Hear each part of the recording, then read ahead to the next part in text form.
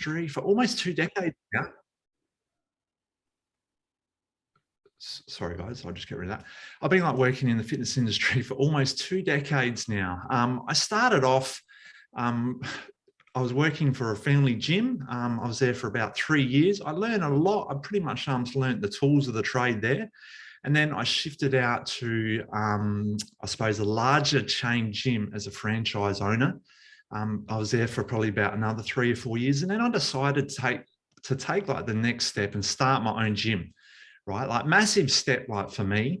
It was a big commitment. And I did that for 7 or 8 or so like years, like, which was obviously in business, it's tough. It's probably like one of the most challenging things that you can do in life. Okay. But I suppose it takes a certain personality to run that business, right? Like we don't like want to be obviously like stuck at a desk or like whatever, like we want to make those own challenges. So it was a great challenge like for me. And I did that for 7, 8 or so like years, which was great. I learned so much like from it. And probably about 3 years before like finishing up the PT like studio, I started to go to online coaching. So that was like something I was interested in. I've seen a lot of other fitness professionals transitioning to the online coaching. I was sort of a bit scared. I didn't know like what to do exactly, but I sort of started to set up some processes, to get some content, all that sort of stuff. And probably about 3 years after that, obviously COVID hit. I had a smaller space that I downsized for the gym. And then I suppose like once COVID hit, I went like full-time online coaching. So it's been almost like 3 years like now, full-time online coaching, which has been fantastic. It's been so good. It's been a big, I suppose, change for me, and I suppose like for most of us that have to work from home now. But it's been good. It's been very rewarding. So I suppose for me, it hasn't always been fitness and health and everything perfect. Like back in 2003, I had a major car accident. At the time, I was drinking a lot. I was drunk. I let someone drive because I thought that was the right thing to do because I was drinking. And actually, 3 months before that, I actually got caught drink driving. So I thought I'll do the right thing. I'll let someone drive like my car, and car pulled out in front of us about 100 Ks, and we T-boned it. Right. And obviously I was invincible because I was drunk and young and I didn't have a seatbelt on. So like my head, I don't know if you can see the screen on that dash on that smashed up car, but that was my head and my face that smashed in the dash and the windscreen. You can see I knocked out pretty much 2 teeth and had some pretty bad like facial scars. So like that was a massive turning point in my life to go, okay, obviously drinking's a problem. Like 1 year later, I admitted to being an alcoholic, which it was like genetic on like both sides of my family, on my mum's side and my dad's. So like that was a big turning point. At 24, I admitted to being obviously an alcoholic, and I suppose I lost a lot of friends because a lot of people that you associate with in the pub or you drink and party with, all that sort of stuff. Obviously had gone because I wasn't drinking. So that was a massive turning point in my life that really made some changes. And the reason I gave up drinking is because I had a vision. I had a goal, right? And obviously all that stuff, all the problems that occurred in my life up until 23, 24, it was from drinking. So I decided one day I was going to stop drinking. I went to 2 AA meetings. And I said, you know what? I cannot be here. It's not for me. And I pretty much did it like myself. So it's been like 18 years now since I have not had a drink, and that has been obviously life changing. I wouldn't be here talking to you guys today if I was still drinking. So I suppose what I'm trying to get across is anything is possible if you want it to happen, right? If you believe it, it'll happen. Right? Obviously a goal, it comes from a vision. If you can see something and you want it bad enough, it'll happen. Okay, yep, so let's get down to the good stuff. So today I want to talk to you about 6 steps to optimizing your health, right? And I want to like base it around, okay, it's not just like weight loss, but lowering your body fat percentage, okay, and increasing your health, optimizing it, obviously like your health. So that's what the 6 steps are all about. So like motivation is a big one, breathing, okay, hydration, sleeping, and like nutrition, and then exercise is down the bottom. I've changed like the order just slightly of the presentation today, just to make it a lot more clearer and a lot more simpler, the path we're going down. So I've got a little practical test I want you to do, right? Like breathing is such an important part of the body. If we're not breathing correctly, right, it can change a lot of things. It causes stress, and it can also change a lot of the mechanics of the body in regard to posture.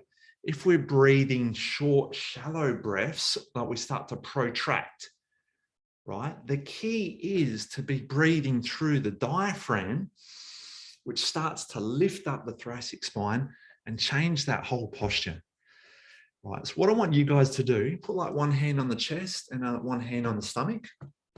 Take a breath in. Tell me like what comes up first, chest or stomach?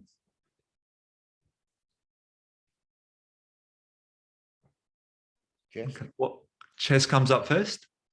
Stomach. Chest comes out Stomach first. comes up. Chest comes out first. Okay, well, so listen to this. If the chest comes up first, that's what we call a faulty recruitment pattern of breathing between the diaphragm and like the lungs, right? It's so important to get the diaphragm to function properly, right? Because the diaphragm under here is a muscle, and as we breathe in, that sucks the oxygen into the lungs, right? So I want to get you guys just to do a quick stress test, and then I'm going to show you the correct way to practice some breathing to train that diaphragm to function a lot better. So the stress test is you take a big breath in. I'll show you first, and then I'll get you to do it. You take a big breath in,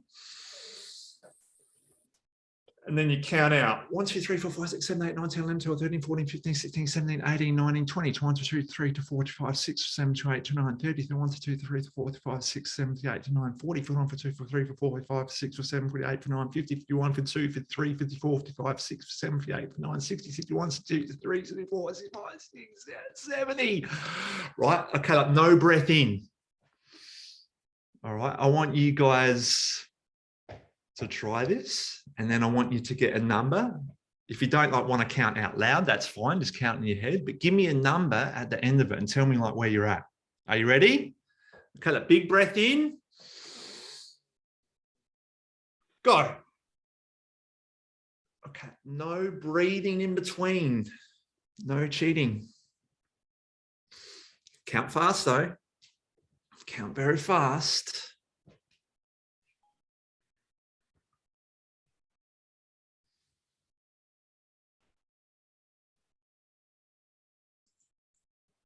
I think it stopped 55 or 60 for me till the end. Oh, that's pretty good. Yeah, like who else? What's the numbers at? I think 50, 55, somewhere there. 55, yeah, cool. Yeah, 57. 57, so we're all so far 50, 60. How about you other guys? 50. 60? 50. Okay. 80. 80. Wow. Very 70. impressive.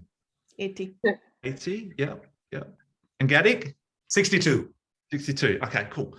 So a really good guide, anywhere from obviously like 50 to 60 is good, but if you're above that 60, that's even like better, right? That means that you've got that optimal breathing capacity, right? You still might not be breathing through the diaphragm, but if you can train that diaphragm to function a lot better, that's going to improve your breathing function, right? Breathing is a major part of the body, right? If we don't breathe, we die, right? So it's really important. It's good like meditation as well, just breathing, right? So like what I want you to think about, and I get my clients to practice the breathing technique at night before bed, in the morning, like when they wake up, just 3 minutes worth. All you got to do is put your hands on your diaphragm, so one on your chest. As you breathe in, push your belly out first. And then as you exhale, your belly will drop. The diaphragm comes out. And as you exhale, your diaphragm drop, right? You've got your hand on your chest because you don't want that chest to lift up, right? You want the diaphragm to lift up first. So as you breathe in, force your stomach outwards like a big full belly. And then as you exhale, draw that in, right? If you're struggling, that is normal, right? Everyone struggles to get this right because like we haven't got like the motor patterns to like be able for the brain to tell that diaphragm to function. You know, like we've probably been breathing through the chest for so long that it's going to take a while to create obviously a neurological change to get that breathing pattern corrected. If you look at a newborn like baby, like how do they breathe? Ever seen that?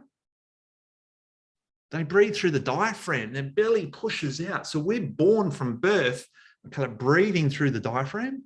But as we go through life, it could be trauma, could be stress, it could be an injury, it could be like whatever that changes our breathing patterns. So to optimize our health, like we need to bring ourselves like back to a natural breathing pattern, and that's through the diaphragm.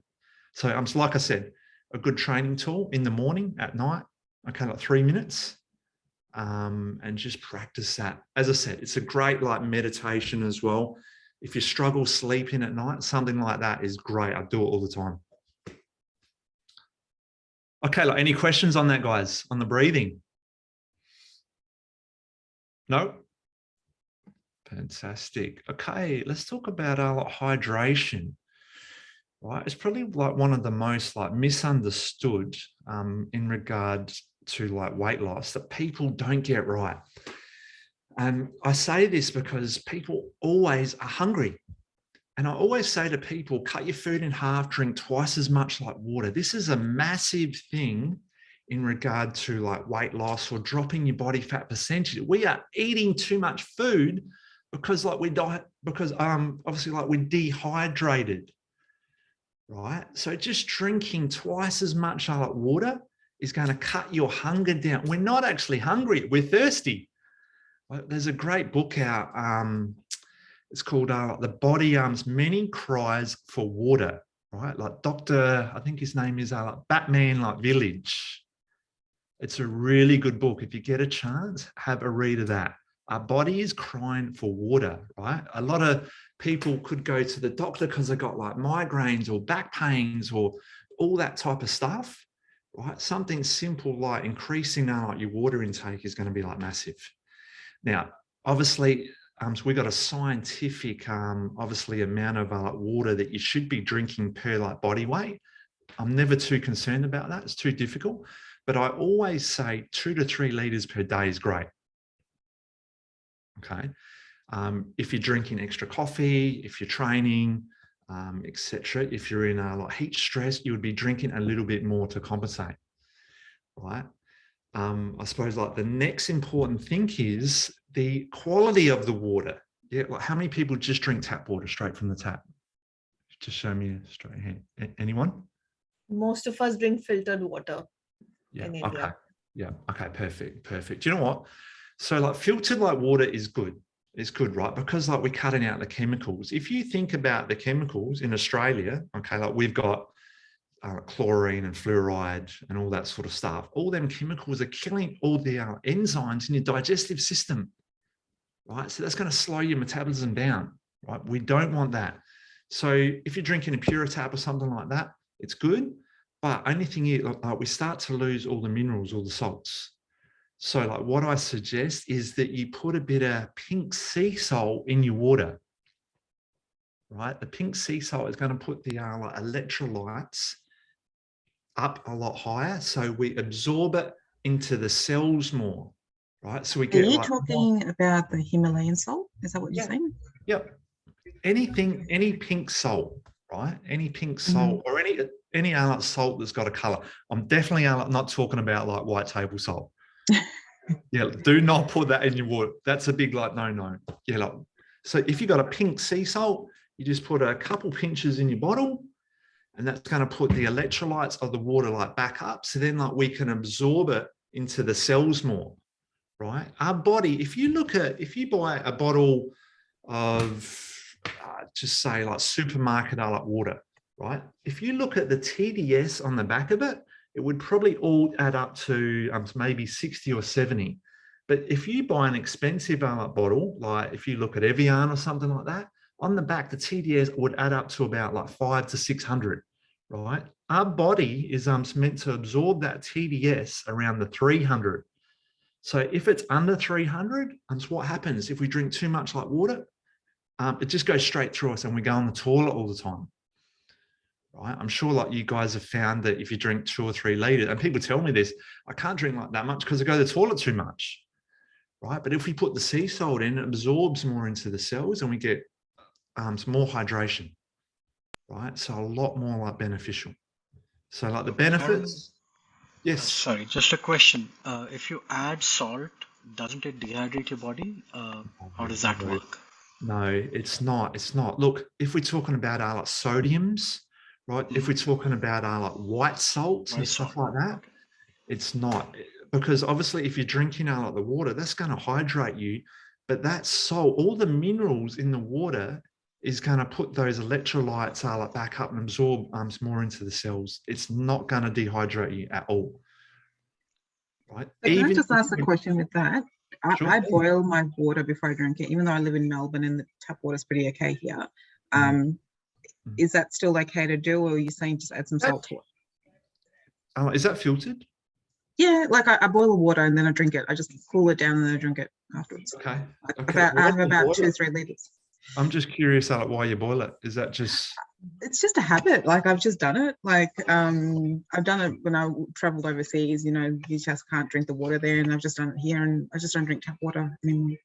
Yeah. Okay. Look, if it's coming like through the filter, I think it's going to be like good enough. If you're going to like boil like the water, it's going to change like the molecules in the water again. So what you're doing is changing all the molecules in the water. So I would be a lot more inclined to say like don't like boil it, just get it straight like from the filter and just put the sea salt straight in it. That would be much more like beneficial. Okay. I know a lot of people like to boil like rain like water and stuff like that to kill out all the bacteria, but because it's coming out of the tap, it's got the chemicals obviously in it. So all the bacteria is all being killed in it before it comes out the tap. But if you put it obviously on through the filter, you're cutting out all them chemicals anyway, which is great. So I think that answered your question, did I? Yep. Okay. Perfect. Has anyone got any other questions on hydration before I move on? No? Okay. Just admissions, guilty as hell. Pardon? I'm saying no, just admissions to make guilty as hell on this count. Okay. So some key things to take away, like make sure that your water, is like filtered and put sea salt in it. Look, and even if you couldn't get a good like filter or like your water is not that great quality, just go and buy a box of water like from the supermarket and put the sea salt straight in that, right? Like just as good. Okay, let's move on. Let's talk about sleep. Are you getting enough sleep? Right. So many people tell me, yeah, I sleep like 8 hours a night, right? But they might sleep from 12 to like 8 o'clock. It's not the same. Our body, it works in a circadian cycle, right? So circadian cycles are so important. It's got to do with like melatonin and cortisol. Our bodies, it works like with the sun and the moon, right? So as soon as that sun comes up in the morning, right, it comes through like the windows, it hits our body. That's when we start to like release cortisol, right? So you can see on the chart I've got here in the red, 6 a.m., that cortisol is peaking all the way up. 12 o'clock, it starts to come down, and about 6 o'clock, okay, like the melatonin starts to build in the body, right? So this is like when like we start to get a bit tired. And if our nutrition is not right, like we tend to look for stimulants as well. So crucial sleeping times is 10 p.m. to 6 a.m. Okay, like why? Because our like physical like repair takes place between 10 and 2, right? Our psychological like repair takes place between 2 and 6 a.m. So it is like really important to make sure that we're sleeping in those times. So like I said, if you're telling the story in your head, I get 8 hours of sleep, It's not the same, right? If you go to bed at 12 or you go to bed at 10 p.m., there's a massive like difference, right? A big like difference in the way that you're going to feel. And if a big goal of yours is to drop a few kilos or to lower like your body fat percentage or just like feel good in that day, right? It's going to make a big difference if you get to bed at 10 o'clock, right? Compared to 12. So that is absolutely crucial. Oh, that's what I was going to say. Look, if you're not sleeping between 10 and 2, right? So what can happen? You can, like you start to change your circadian cycles and you obviously start craving sugars, right? Like what happens if you're tired, you feel like a stimulant, you feel like a sugar, you feel like a coffee, you feel like a sweet, could be a cake or a donut in the afternoon, stuff like that. So in regard to like weight loss, one of the biggest things that I push my clients to do is get to bed at 10 o'clock, right? Sleeping, that physical like repair, 10 to 2 is so important. But look, people say to me, oh, I've been doing like shift work, or I've been sleeping at 12 o'clock for years. It's fine, right? It's not something that you can change overnight. It takes time to build this. It takes like 28 days to make a neurological change and 12 like weeks to get a result, right? So it is something you have to constantly work on, right? If we're looking for stimulants and stuff like that, if you can see the bottom picture, right? The cortisol is constantly up, right? It's what happens if our cortisol is constantly up because like we're looking for stimulants or looking to feel good, our adrenal glands get fatigued. Our adrenal glands get fatigued long-term can start to lead to burnout. If we start to lead to adrenal, obviously fatigue, that's going to be a big problem, right? Because that's going to shut down the whole body in regard to all these other things that we're trying to do to optimize our health. So I suppose like things to take away like from this today is going to be, I want you guys to work on aiming at getting to bed at 10 o'clock, right? Now, a big key point to get to bed at 10 o'clock is cut out all stimulants, okay? Cut out all stimulants. If you've got a phone, you got that phone and you got that screen in your face, that's blue light, right? So what that is like doing is telling your brain to like wake up, wake up, wake up, wake up, wake up, right? So if you got that screen at 9 or 10 o'clock at night in bed, right? So you're going to go to bed, you're not going to sleep properly until at least another like 1 or 2 hours, right? So many people say to me, oh, I go to bed at 10, but I can't sleep because they're too stimulated, right? So we need to do obviously like simple things like just some simple breathing techniques to help unwind our body. Now, so what I suggest is, and I say this to all my clients as well, turn your TVs off, turn your phones off about 8 o'clock, right? Turn out the lights down a bit. If you've got any electromagnetic stuff around you, okay, at night as well, push them outside the room, right? And that's going to make a big difference in regard to the quality of your sleep. Huge difference.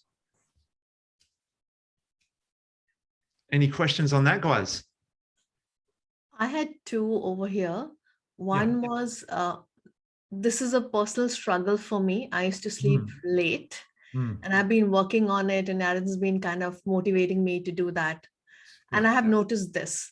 Nights or periods when I sleep late, I struggle with my body weight where it doesn't move. No matter how great I've done in terms of my exercise or my nutrition, I'm stuck.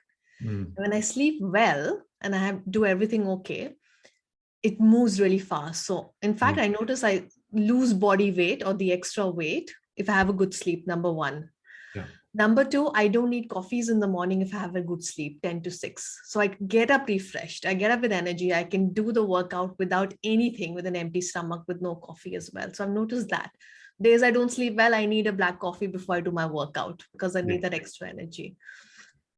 One question I had for you, Aaron, you're talking about stimulants, and I recognize that phone bit. And instead of that, I do meditation since January, I've been meditating for sleeping.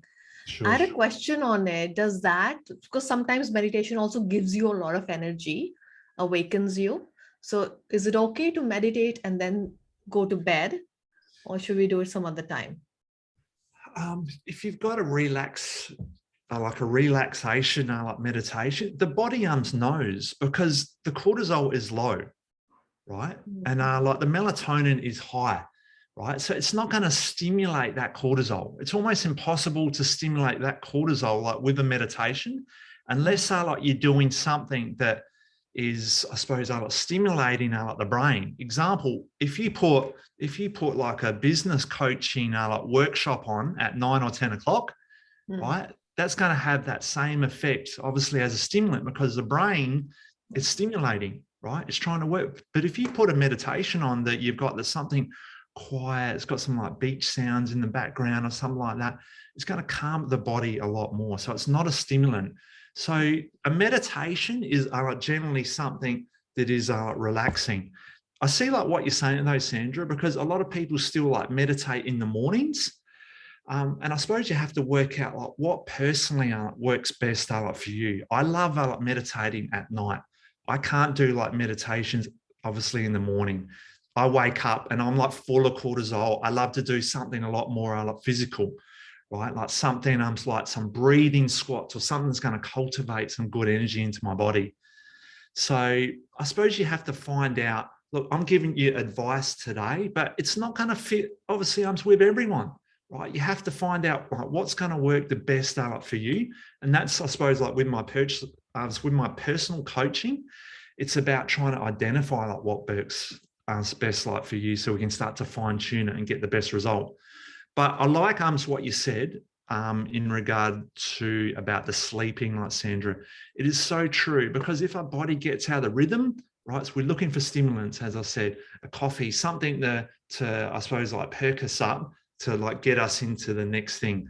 If it's a workout, if it's a business call, if it's a coaching call, like whatever, right? So if you see that top what's called a slide I've got in front of you there, that's a perfect rhythm of the body, and the bottom one is not so perfect, right? So obviously trying to get your body in sync and return it back to a homeostasis, okay, state is what like we're looking at. For sure. Any other questions just on sleep? I had one question. So if at all someone like my partner, he's probably having a disturbed sleep, for example, if they wake up at like 4 or 5 or 3 o'clock and then take 1 hour to go back to sleep, Sure. Would the breathing exercise help for that, or is it for relaxation? Is there anything else that needs to be done? Look, I have a lot of clients that like wake up in between like 3 and 4. Now, it can mean so like many things, right? So obviously I couldn't pinpoint it just from you telling me like that. But look, the breathing is going to help the body to like relax, I think, like for sure.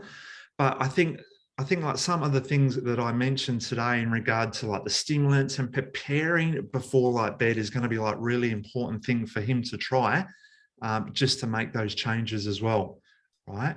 Look, it could work, it might not work. It could be something a bit more like deeper. It could be something a bit more in emotions. It could be something a bit more from childhood, right? So it's obviously, I suppose, a bit of a can of like worms if we're talking about, okay, why is someone like waking up at that time?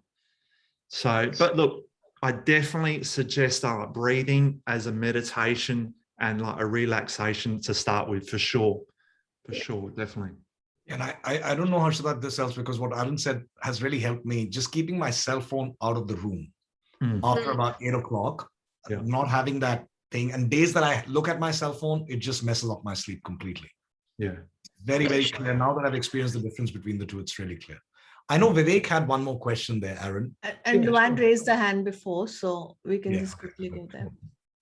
Luan.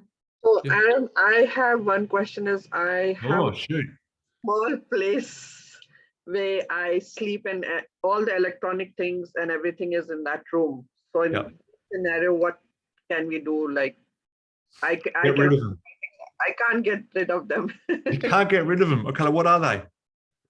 Everything. It's my Wi-Fi is in the same room. The phones, my. Okay. Honestly, seriously, if you've got the Wi-Fi in the bedroom, you need to change that somehow. That's a big problem. That's a big problem in regard to sleep. That is a big stress on the body. That's a big electric, like magnetic force that is right next to your like body, like when you're trying to sleep. So I know it's probably going to be challenging, but you have to move that out of like the room. You have to.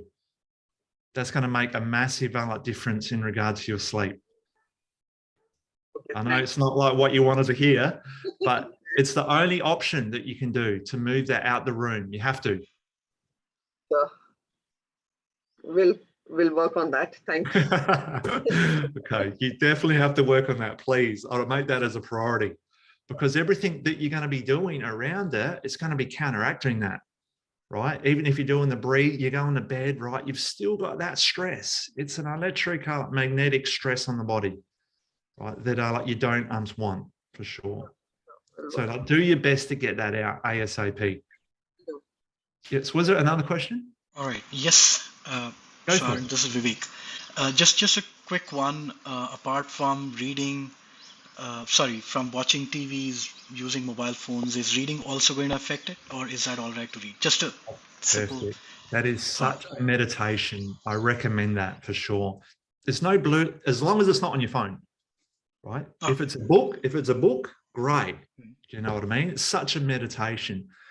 I think a big thing for me as well, I also struggle to get to bed at 10 o'clock, right? So it's on my goal list that I need to do there. I'm not a big reader, but if I could, I would love to sit down and read a book in bed. So that is a great meditation, a great relaxing thing that you can do for sure. Yeah, very good.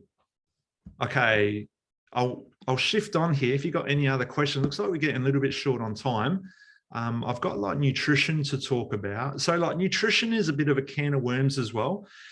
There's so much information out there, right? And there's all these things at the moment, keto diet, paleo diet, right? Like fasting, all this type of stuff that people are going, yeah, I've tried that, right? Like how many of you guys have tried a diet? Tried? I'm still doing. I do sometimes intermittent fasting. Oh, well, you're doing it. So that's pretty positive. I've got to give you that. You're still doing it, right? People try something for, say, 3 weeks, 2 weeks or 3 weeks, and they go, I tried that. It didn't work, right? Anything that you try for 2 or 3 weeks is not really going to get a good result anyway, right? It's got to be, as I said, 28 days to make a neurological change, but 12 weeks to get a really good result.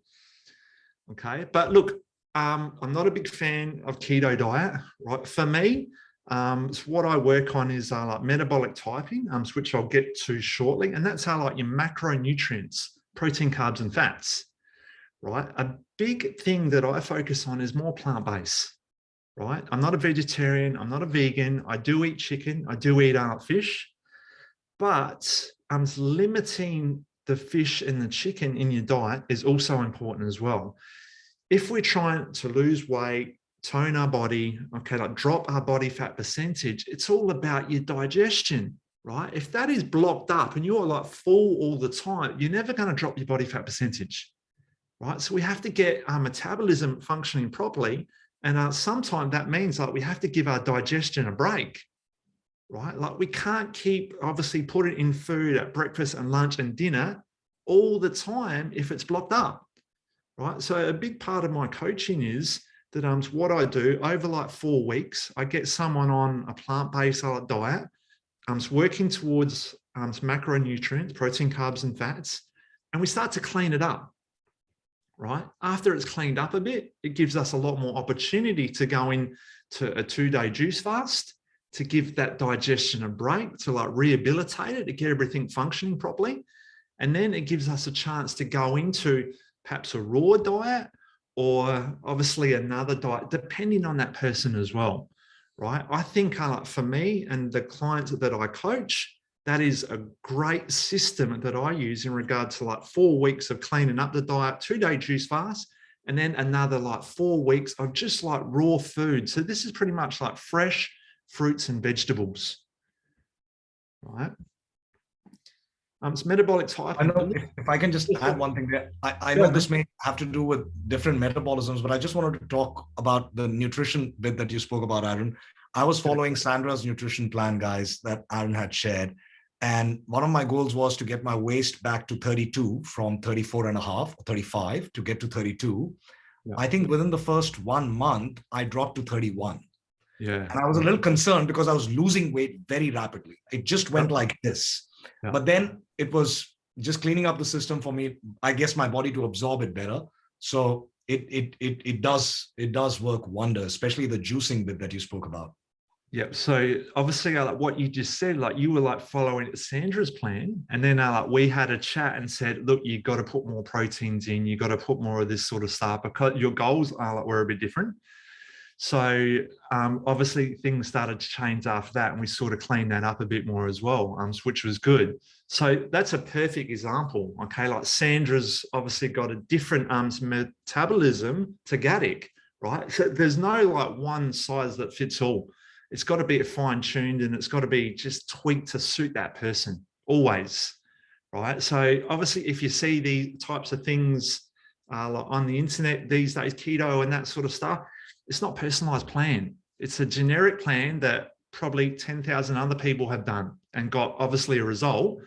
But look, most people get a result from a diet plan because they go from absolute crap food to pretty okay food, right? And that's like why they get a result, right? But it might not work for them, like especially like keto.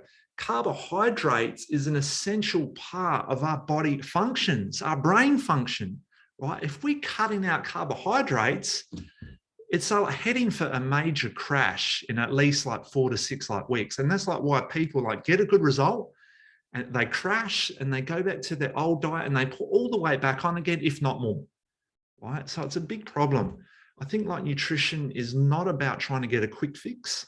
It's about consistency. Consistency is the absolute key. Trying to fine tune your diet. I've been fine tuning my diet for the last 20 or so like years, and I still learn things all the time about my body, right? And that's what a lot of people like don't understand. They don't listen to their body enough. You need to get in touch, right? So with like what's happening in your digestion, in your body, in your performance, in your energy levels, all that type of stuff. And you go, I feel good today because I've had a good, consistent like nutrition plan for the last, say, like example, like 3 or 4 days. So I feel good. And then on the weekend comes along and you have some takeaways, a couple of glasses of wine, and you wake up on Sunday and you go, I feel like shit, right? You have to listen to that, right? You have to listen to that and go, yeah, right. It's not good for me. I don't feel great. All right, let's move on. Bunch has a question. Yeah, sorry, go. Yeah, thanks so much. This is, I'm a big foodie. So, this is a very important slide for me. So, sure. And, ever since I moved to Bangalore, I've developed this love for filter coffee. So a quick question. I know there's a lot of statistics available out there on the amount of caffeine that you should take in. Yeah. But what's your recommendation about how much coffee is okay? I know coffee is not a great thing, but, but how much is okay and is not going to, is not going to add too much of toxin to your blood? Okay, seriously, that's a great question. I'm so glad you asked that. Thank you, because I wasn't planning on touching on that. Look, it's going to come down to like the individual again, right? Like for me, I don't drink coffee at all. Okay, like why? It doesn't work great in my digestion. I feel bloated, I get cramps and all that sort of stuff. So if that's happening from coffee, I would say, look, cut it down or it's not for you. Right. But in regard to what your question is, the question that you're asking is how many coffees can I drink a day to still obviously optimize my health, right? Okay. So I always say to my clients, okay, like 1 coffee a day is going to be okay, totally fine. Right. If you need 2 coffees a day, just like make sure it's before 12 o'clock. Because if it's after 12 o'clock, 2 or 3, it's a stimulant. So what happens? That cortisol starting to spike again, right? So look, I think like 1 cup of coffee a day, totally fine, totally, right? There's probably obviously a lot of benefits around that. But if you need a 2nd cup of coffee, I would be asking a few other questions as well, like why are you having that? You don't probably need it. Do you know what I mean? Ask yourself, like, do I need the 2nd cup? It's going to be no. Of course you don't need it. It just tastes good. It's a pleasure, right? So, but again, like I said, if you're getting cramping or stuff like that as well, it might not be for you. And like the second thing I always say as well to like weight loss clients, right? Like sometimes I can get a result if they cut out coffee, right? It's been proven that it can obviously aid in regards to like weight loss as well, but it can still like have an adverse effect in regards to like weight loss. So it depends on like the individual. But to answer like your question, okay, 1 cup of coffee, fine. If you're going to have the second one, just like make sure it's before 12 o'clock, right? But if you think about like this though, if you had a coffee, say at 11:30, and just say lunchtime's at 12 or 1, are you going to be hungry?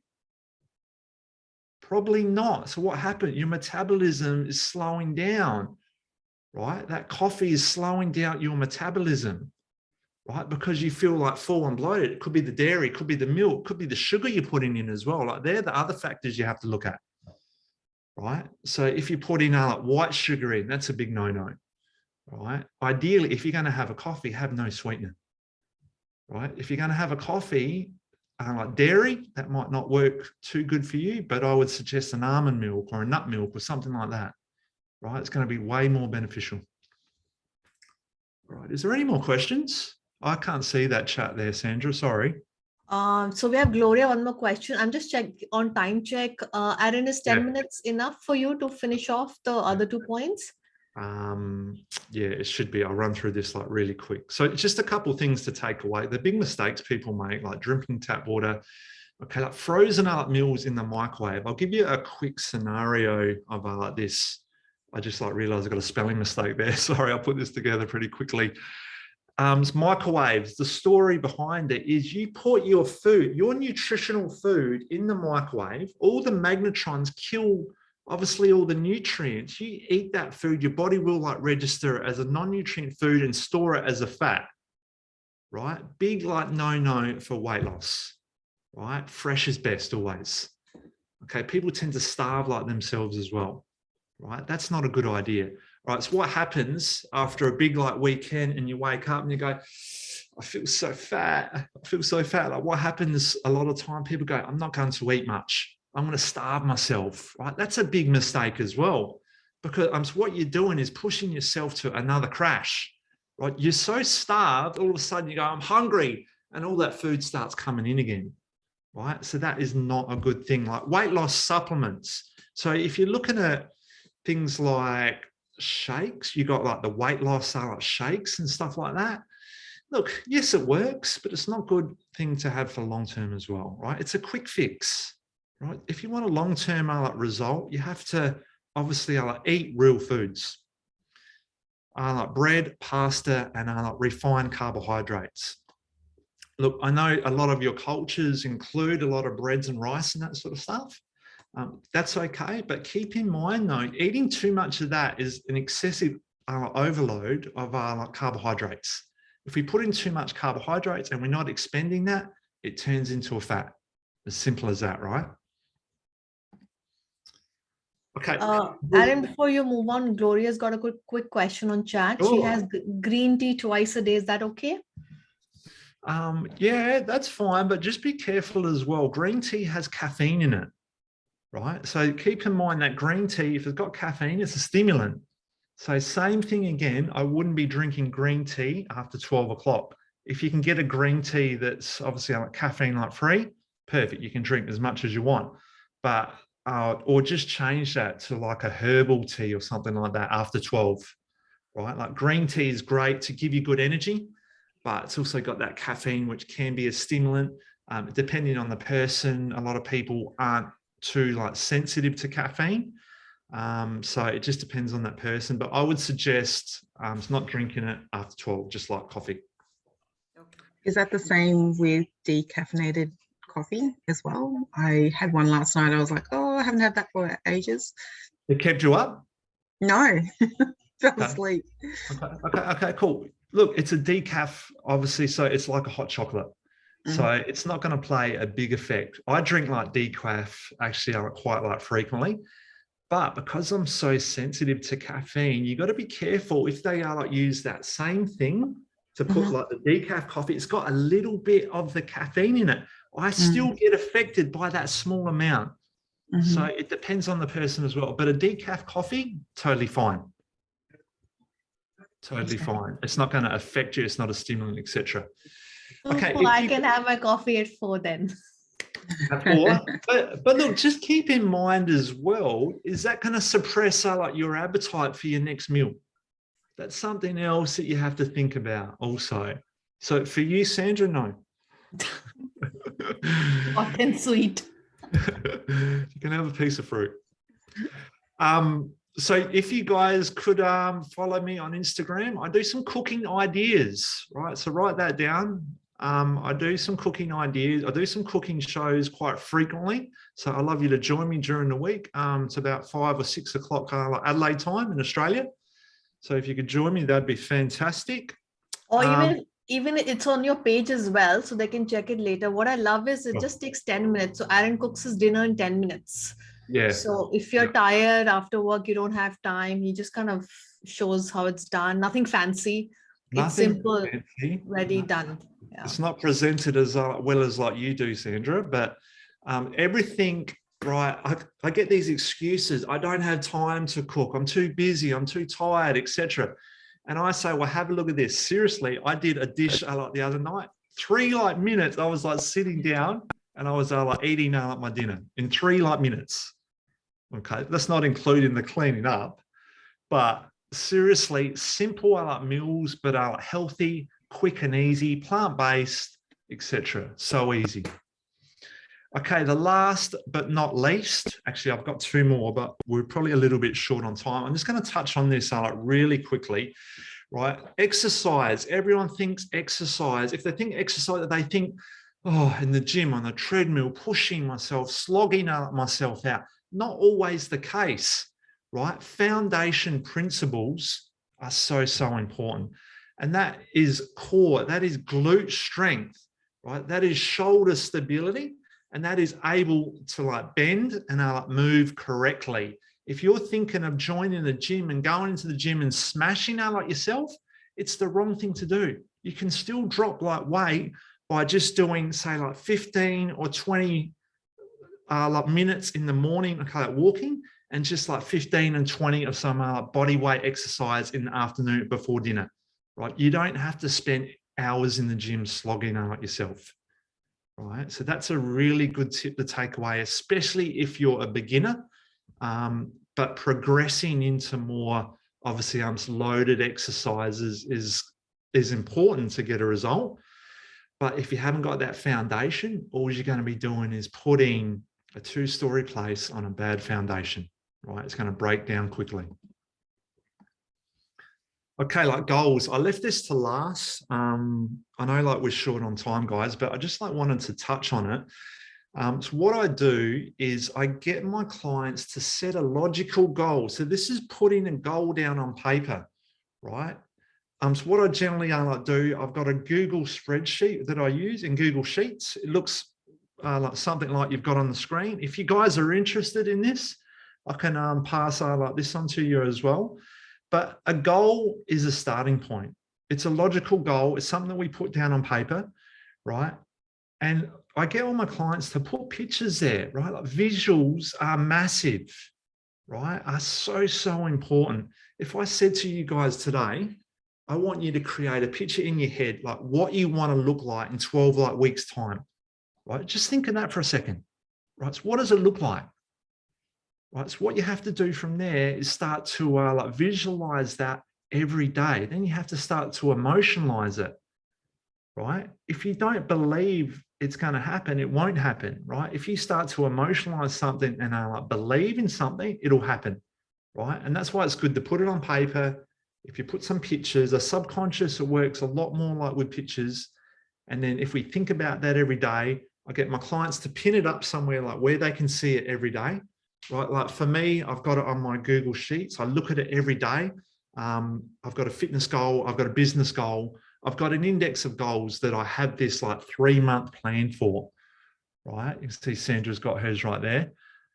So it is really important to have that template and just have that in front of you every day, so you start to like believe it can happen, right? Like pictures with the subconscious, all that sort of stuff, it comes together quite well. Do you remember I said in my car accident, and I said after that I had a vision, right? It's amazing. The things that you think about, they come true, right? If you think about things every day long, they come true, right? I'll tell you another quick story. I know we're time. I know that we're short. After that car accident, I had a vision that I was going to be obviously in the fitness industry. I was going to have a gym, and all like the walls, all the paint, I was going to be like red, and that happened.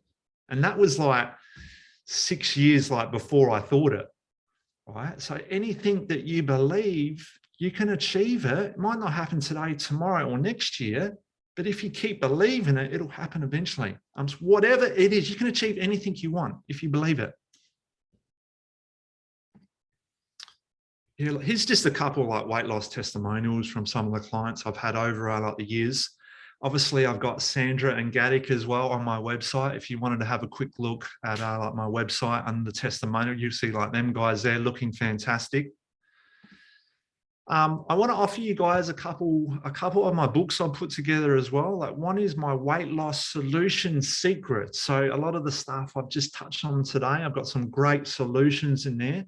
And I've got my strength and conditioning foundations as well, like, which is a bit of an extension in regard to the exercise component and setting that foundation in regard to like building some good strength. Well, look, guys, thank you so much. It's been such a pleasure. If you could connect with me somehow, I've got Facebook, I've got Instagram, I've got YouTube. If you could connect like with me somehow, that'd be fantastic. If you could like follow me and just look at some of my journeys, that would be good. I'm off to Thailand in April, so I'm planning on doing plenty more cooking shows like when I'm over there. Some plenty good Thai foods, which is always fantastic. Have we got time for questions, or are we going to wrap that up, guys? I'm just wondering, any quick questions? And while you're coming up with questions, Aaron, how can they get your book? Would you be able to? Sure. So I can send you the book. It's a e-copy. I will need your email address. So if you wanted to connect like with me on Instagram or Facebook, if you can send me your email, I can. So what I can do is I will send that through on Google Drive. It's a large file, so I will send that through to you. I was going to say as well, if anyone's interested in a consultation, so what I generally do is a quick pre-chat. I send out a couple forms. I do a half-an-hour consultation. I'll be like more than happy to offer you guys a free consultation just to find out a bit more about your health and fitness towards your goals. Sure. Thanks, Aaron. That's really generous, and I hope we have some people raising their hands for that. Yeah, but any questions? Any questions? Quick question for Aaron before we go. Luan, is that a question? You got your hand raised? No question. Okay. Yes, Anita?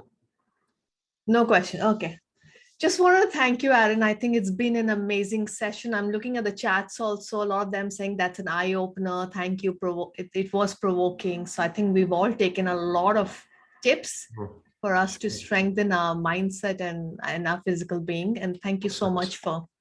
Thank you for having me, guys. It was a pleasure to meet you guys. I hope you got some information out of it. And like I said, if you want to connect at some time, that'd be great.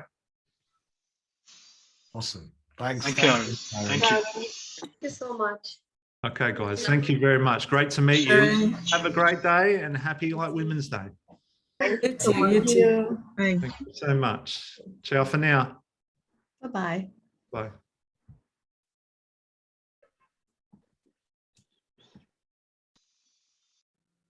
Team, do you want to do a quick huddle?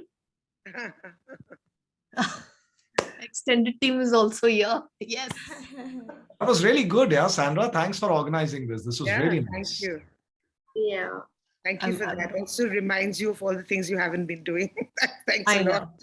I know. A lot is also reminders, just telling us, okay, bring that top priority. It's important.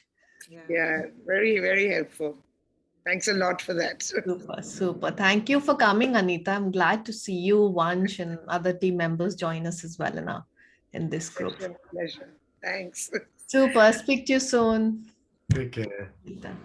Bye, Anita. Okay. I was thinking we can skip the huddle. It'll be otherwise quite long. What do you think? We can No, I'm skip just it. wanted to wish everyone happy Women's Day. We haven't had an opportunity to do that. I know this is a team for a change, I think, after a long time where we are women heavy. We have more women, so we are actually just opposite what most organizations are, and just wanted to celebrate that bit for bringing in your femininity, your strength, your vulnerability, your weaknesses and courage. And also Vivek is missing, but also to our masculine energies also in the room, Gatik, Vivek, Jay, for supporting and for working and bringing this beautiful Transform Me tribe together. So Happy Women's Day, everyone. Thank you. Thank you. Happy Women's Day, everyone. Thank you, everyone. Have a great day. Thank you, Sandra, for organizing this.